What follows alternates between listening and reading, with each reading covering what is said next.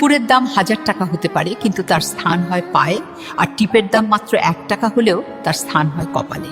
ইতিহাস সাক্ষী, লবণে কখনো পোকা ধরেনি, কিন্তু মিষ্টিতে প্রতিদিনই ধরে। মানুষ সোজা পথে চলতে চায় না, বাঁকা পথেই আগ্রহ বেশি। তাই তো মদ বিক্রেতাকে কোথাও যেতে হয় না, কিন্তু দুধওয়ালাকে বাজারে দাঁড়ে দাঁড়ে ঘুরতে হয়। আমরা দুধ বিক্রেতাকে বলি, দুধে জল মেশাওনি তো, আর মানুষ মদে জল মিশিয়ে খায়। আজ পর্যন্ত মানুষকে এতটুকুই চিনলাম। কচু পাতা দেখেছেন নিশ্চয়ই, উপরে সবুজ আর ভেতরে চুলকানিতে ভরা। ঠিক তেমনি কিছু মানুষ আছে, বাইরে থেকে দেখতে ভীষণ সুন্দর, পরিপাটি, কিন্তু ভেতরটা আবর্জনায় ভরা। সাপ দুধ খেয়ে বিষ উগরে দেয়, আর গরু ঘাস খেয়েও দুধ দেয়। সুতরাং দোষটা খাবারের নয়, পার্থক্যটা স্বভাবের। নিজের যোগ্যতা নিয়ে কখনো অহংকার করবেন না। মনে রাখবেন, পাথর কিন্তু নিজের ওজনের জন্য জলে ডুবে যায়। কি আজব দুনিয়া জানেন?